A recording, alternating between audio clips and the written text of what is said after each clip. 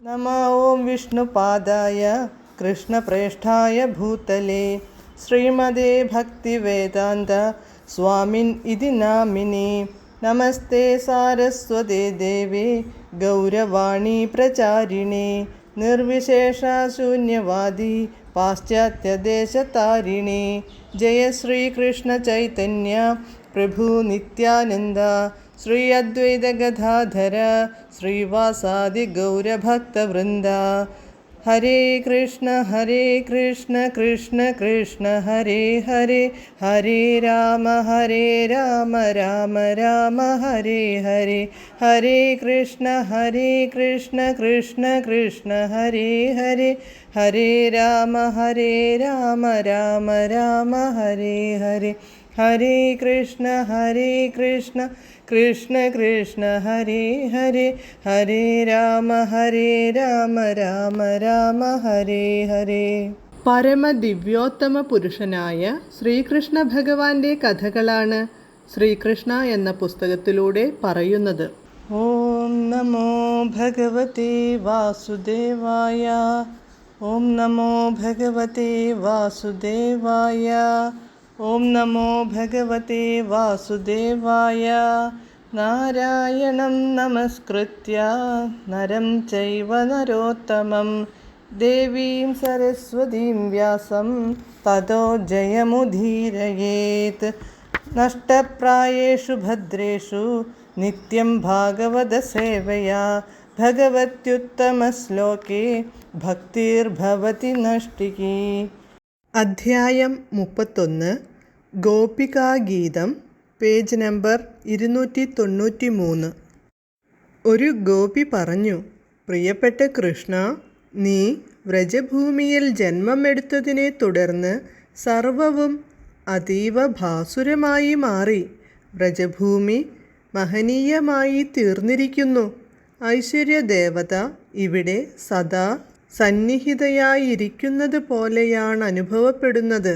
എന്നാൽ ഞങ്ങൾ മാത്രം ദുഃഖിതരാണ്.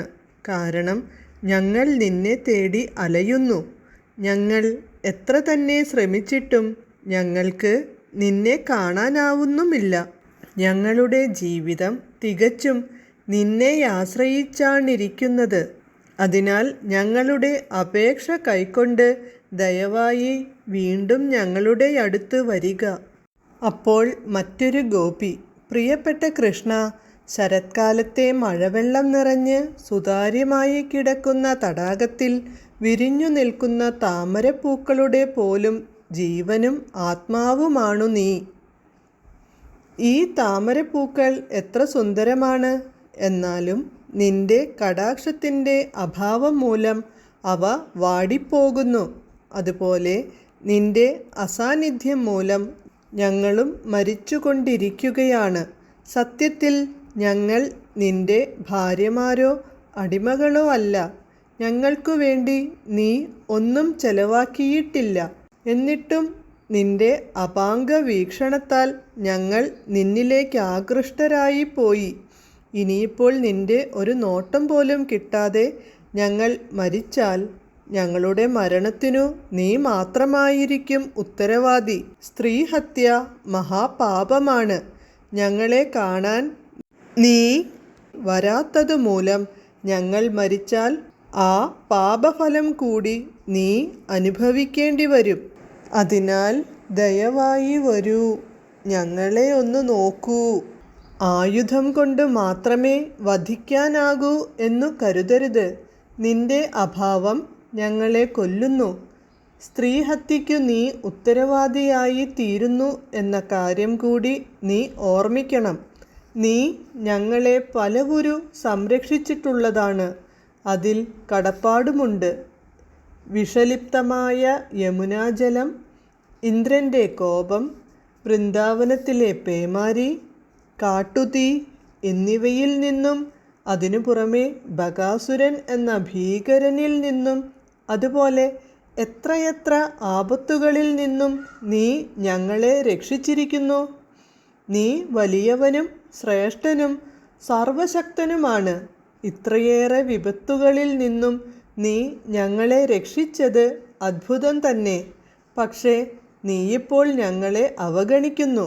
പ്രിയപ്പെട്ട കൃഷ്ണ, ചങ്ങാതി, നീ യഥാർത്ഥത്തിൽ കേവലം യശോദാമാതാവിൻ്റെയോ നന്ദമഹാരാജാവിൻ്റെയോ പുത്രനല്ലെന്നും ഞങ്ങൾക്കറിയാം.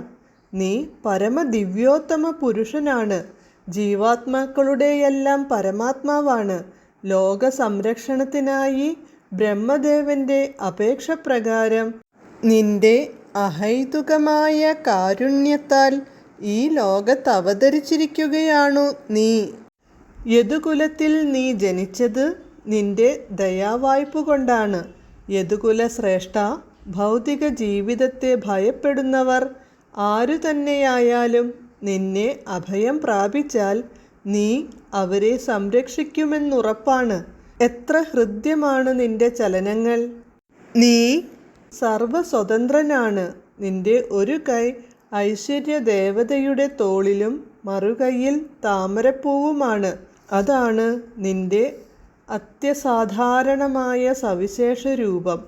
അതിനാൽ ദയവായി ഞങ്ങളുടെ അടുത്തു വരൂ. വന്ന് ആ കയ്യിലിരിക്കുന്ന താമരപ്പൂവ് കൊണ്ട് ഞങ്ങളെ അനുഗ്രഹിക്കൂ.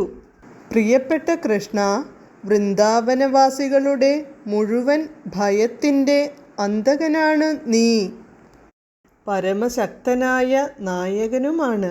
ഭക്തന്മാരുടെയും അതുപോലെ തന്നെ ഞങ്ങളെപ്പോലുള്ള സ്ത്രീജനങ്ങളുടെയും അനാവശ്യമായ അഹങ്കാരത്തെ നിന്റെ സുന്ദരമായ ഒരു പുഞ്ചിരി കൊണ്ടു വകവരുത്താൻ നിനക്കു കഴിയുമെന്നു ഞങ്ങൾക്കറിയാം. ഞങ്ങൾ നിന്റെ പരിചാരികമാരും അടിമകളും മാത്രമാണ്. അതിനാൽ നിന്റെ താമരപ്പൂ പോലെ മനോഹരമായ മുഖം കാണിച്ചു തന്നു ഞങ്ങളെ സ്വീകരിച്ചാലും. ഹരേ കൃഷ്ണ.